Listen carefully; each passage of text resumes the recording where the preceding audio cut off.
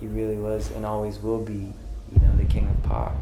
As far as music is concerned, I think no one has done it in such a big way than Michael Jackson.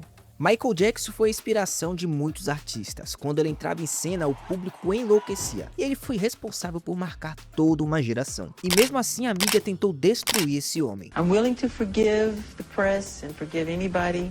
You know, I was taught to love and to forgive, which I do have in my heart.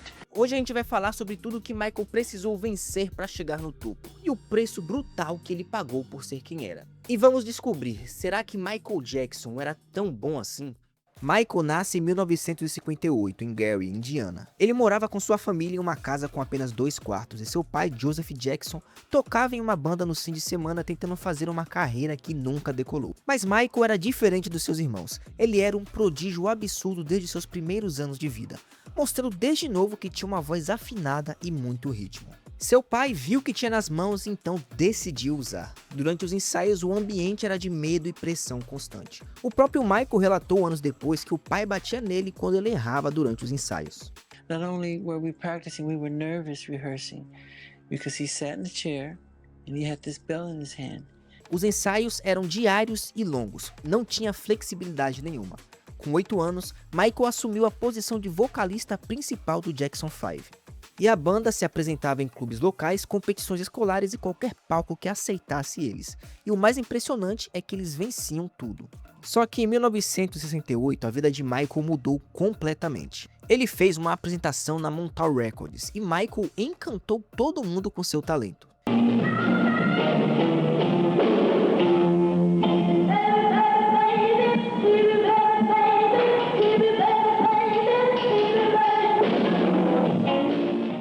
Então eles assinaram um contrato naquela mesma hora, e em 1969, com 10 anos de idade, Michael lançou o primeiro sucesso do Jackson 5, I Want You Back.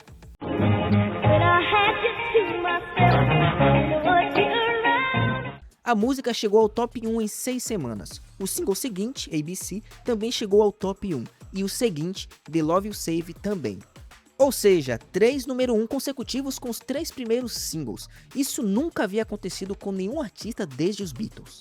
Michael mal tinha completado 11 anos de idade e a imprensa chamava ele de fenômeno. As meninas desmaiavam nos seus shows e Michael absorvia tudo. Cada performance, cada feedback, com uma atenção e uma inteligência musical de um adulto. Mas nós não podemos esquecer que Michael era apenas uma criança. Enquanto o mundo estava vendo um prodígio aparentemente feliz, Michael estava acumulando uma dívida emocional que iria cobrar juros pelo resto da sua vida. No fim dos anos 70, Michael começou a sentir que os Jackson 5 estavam limitados e eles queriam mais controle criativo. Foi então que eles romperam com a Motown e assinaram com a Epic Records. E essa foi uma virada de chave, a Epic deu mais liberdade para eles. Michael começou a trabalhar com um produtor que iria mudar tudo na sua vida, Quincy Jones. Quincy não era qualquer um, era um dos produtores mais respeitados de Hollywood. Quando começou a trabalhar com Michael, ele viu que tinha algo diferente ali. Juntos, eles começaram a trabalhar no álbum solo de Michael, e em 1979, Michael lança Off the Wall, e ele tinha apenas 20 anos. O álbum era extraordinário, tinha 4 singles que chegaram ao top 10 americano. Nenhum artista solo havia conseguido isso antes. As vendas foram enormes, a crítica elogiou, e no Grammy de 1980, Off the Wall ganhou o Grammy de melhor performance. Off the Wall, Michael Jackson. This is wonderful. Mas não foi indicado ao álbum do ano. Michael ficou furioso porque essa era uma mensagem clara. Por melhor que fosse, um artista negro não podia chegar no topo. Ele voltou pro estúdio com uma energia diferente e disse a Quincy que queria fazer o disco mais vendido de todos os tempos. E aí começa uma batalha. Em 1981, a MTV entrou no ar. Em poucos meses se tornaram o canal mais influente do mundo para a música. Mas tinha um problema. A MTV tinha uma política informal, mas que eles aplicavam na prática, de não tocar videoclipes de artistas negros. Quando Michael entregou o videoclipe de Billie Jean, do novo álbum de Thriller, a MTV recusou de passar o clipe no seu canal. A Epic Records ficou furiosa e ameaçou retirar todos os seus artistas do canal. A pressão foi enorme e a MTV acabou cedendo. Billie Jean entrou no ar em 1983 e em 24 horas foi o clipe mais pedido da história do canal até aquele momento. As vendas de Thriller tinham explodido novamente. Isso já mostra o tamanho do poder do Michael e começa a responder à pergunta tema desse vídeo. Em 16 de maio de 1983, Michael se apresentou num especial de TV da Montal. E no meio da sua performance de Billie Jean, ele executou pela primeira vez ao vivo um movimento que havia praticado por meses, o Moonwalk.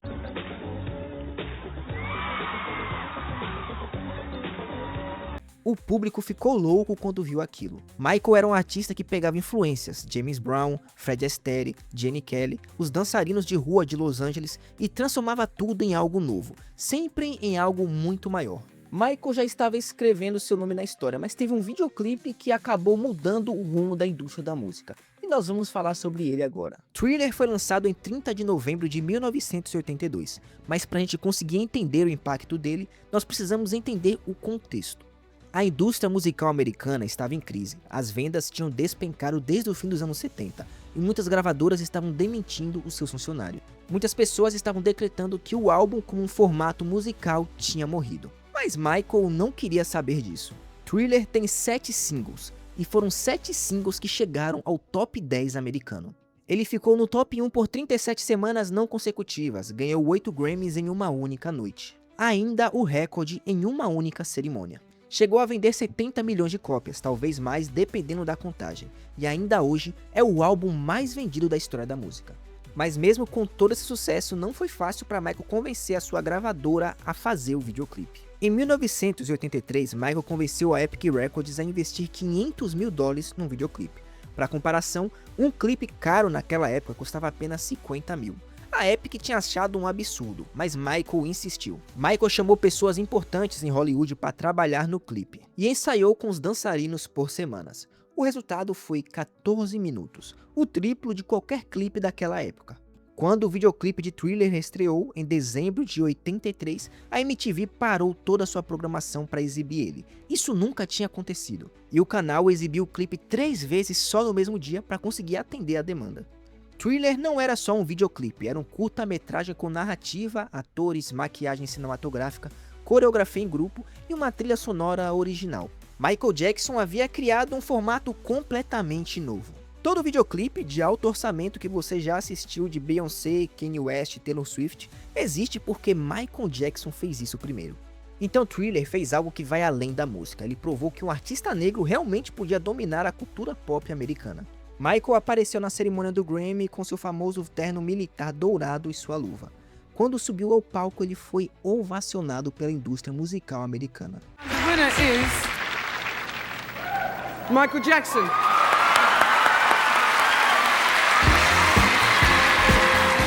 Naquele momento, Michael tinha se tornado a pessoa mais famosa do mundo, sem discussão. Mas nem tudo são flores. Michael tinha chegado ao topo, mas a indústria não queria ele lá.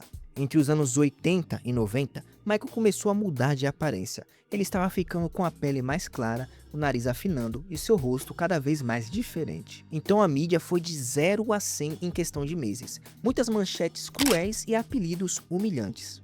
O Akojaco foi o apelido mais usado, e muitos programas foram dedicados a especular sobre o que ele tinha feito no próprio rosto. Mas a maioria dessas manchetes ignorava que Michael havia sido diagnosticado com vitiligo, uma condição autoimune que destrói a pigmentação da pele. O despigmentante que ele usava era um tratamento médico para uniformizar a pele após o vitiligo e destruir a pigmentação em várias regiões. I have a skin disorder that destroys the pigmentation of the skin. It's something that I cannot help. Okay, but when people make up stories that I don't want to be who I am, it hurts me.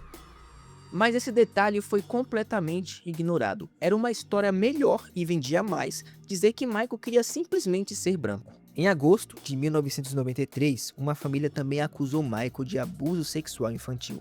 A investigação é aberta e Michael negou tudo. A polícia fez buscas em Neverland e não encontrou evidências que sustentavam a acusação. E o promotor não teve provas suficientes para levar o caso para julgamento. O caso acabou sendo encerrado com um acordo civil. Mas a mídia tratou tudo isso como uma confissão. Mas acordos civis não significam admissão de culpa, e são muito comuns quando tem uma consideração financeira, e a família aceitou encerrar então o processo. O valor foi de aproximadamente 23 milhões de dólares. Michael Jackson poderá pagar uma fortuna para cancelar a ação de abuso sexual que a família de um menino está movendo contra ele. Michael era inocente perante a lei, mas parte do público e da mídia não quis mudar o seu veredito.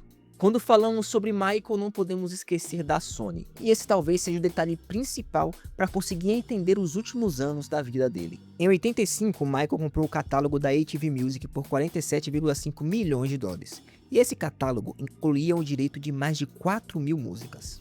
Em 95, a Sony e Michael fizeram uma junção, criaram a Sony ATV, que passa a administrar o catálogo. Michael tinha 50% de participação, mas a relação acabou azedando muito rápido. Em 2001, Michael lançou o álbum Invincible e a Sony acabou investindo pouco em marketing. Segundo Michael, eles fizeram isso de propósito. O álbum vendeu bem, mas foi longe do que poderia ter sido com o suporte adequado. Michael acusou a gravadora de sabotar propositalmente as vendas para forçá-la a vender sua participação no catálogo da ATV. E em julho de 2002, Michael fez um discurso público em frente ao grupo de apoiadores em Nova York, chamando Tommy Mottola, o CEO da Sony, de o próprio diabo e de racista. E ele afirmou que a Sony estava tentando destruir ele profissionalmente. A mídia acabou cobrindo esse discurso como mais uma prova de que Michael tinha perdido o juízo. Os últimos anos de Michael foram de um isolamento crescente. Ele passou um tempo da sua vida morando no exterior, chegou a morar na Irlanda e ia às vezes para Las Vegas, mas tentava passar o máximo de tempo possível longe dos Estados Unidos e da mídia americana. Ele tinha poucos amigos de confiança, dependia de medicamentos para dormir, resultado de anos de insônia severa. Em 2009, uma coisa mudou. Michael anunciou a turnê de This Is It, uma turnê de 50 shows, e os ingressos esgotaram em horas. Foram mais de 750 mil ingressos vendidos, e a demanda foi tão alta que o promotor considerou ampliar para mais de 100 shows. Nos ensaios que foram filmados, Michael apareceu em plena forma, dançando, cantando ao vivo, direcionando a produção com autoridade e sua criatividade. Mas, infelizmente, os shows nunca aconteceram. Em 25 de junho de 2009, Michael entrou em parada cardíaca em sua residência em Los Angeles. O seu médico pessoal, Conrad Murray, havia administrado Propofol, um anestésico hospitalar, como um sedativo para dormir, uma prática inadequada fora do ambiente clínico. Então Michael foi declarado morto às 2h26 da tarde. Ele tinha 50 anos e só faltava 3 semanas para o maior retorno da história da música. Quando a morte de Michael foi anunciada, a internet parou. O Google registrou o maior volume de buscas simultâneas da história da plataforma até aquele momento. Muitas emissoras de TV do mundo inteiro interromperam a programação. Em Los Angeles, as pessoas foram espontaneamente para as ruas. É muito difícil entender completamente o impacto que Michael teve na música, porque ele está praticamente em todo lugar. Beyoncé, Usher, Bruno Mars construíram toda a sua linguagem de performance, grandiosidade visual, em cima do que Michael estabeleceu há muitos anos atrás. O videoclipe como formato artístico existe porque Michael se recusou a aceitar que clipe era só promoção. A produção dos shows ao vivo, os palcos que se transformam, coreografias em grupo, telas de LED, os efeitos pirotécnicos. Tudo isso foi levado a um outro patamar por Michael Jackson. Todos os grandes shows, hoje em dia, têm o DNA dele. Então a gente volta para a pergunta lá no começo. Será que Michael era tão bom assim? A resposta honesta é que talvez não exista uma escala suficiente para medir ele. Ele era bom o suficiente para vender 400 milhões de álbuns, bom o suficiente para criar o formato de videoclipe moderno, bom o suficiente para quebrar barreiras raciais que a indústria havia construído por décadas, bom o suficiente para que artistas hoje, 16 anos após sua morte, ainda citem ele como a maior influência das suas carreiras. Talvez a melhor forma de medir Michael seja essa. Michael foi bom o suficiente para que o mundo inteiro quisesse um pedaço dele, e bom o suficiente para infelizmente ser destruído por tudo isso. Eu tive a ideia de fazer esse vídeo porque eu vi uma discussão no Twitter recentemente sobre o quão bom Michael era, se ele era melhor que os artistas de hoje. E aí esse vídeo é pra gente conseguir refletir sobre o assunto. E se você gostou desse vídeo, não esquece de curtir e se inscrever, que ajuda o canal a crescer cada vez mais. E até a próxima.